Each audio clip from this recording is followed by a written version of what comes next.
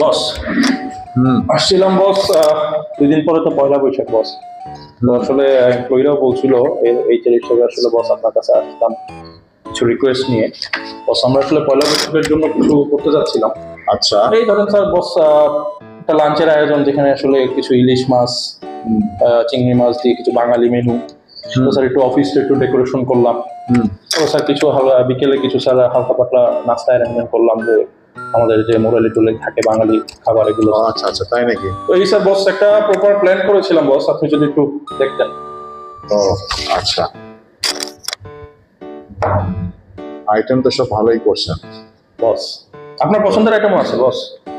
হ্যাঁ, তাই তো দেখতে পাচ্ছি।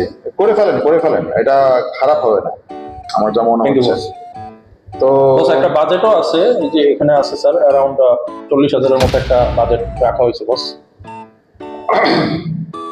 40,000? আচ্ছা, ঠিক আছে। আপনাকে আমি 2-3টা কাজ দিয়েছিলাম, ওটার আপডেটটা কি? ওই যে কস্ট কাটিং এর একটা রিপোর্ট দিতে বলছিলাম আপনাকে, আপনি কি সেটা রেডি করছেন?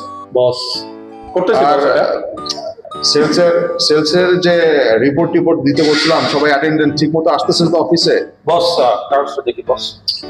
আরে এটা পরে দেখেন, বস আরে পরে দেখেন, আরে রাখেন না। বস আমি দেখতেছি তো। এটা বুঝতেছি বস।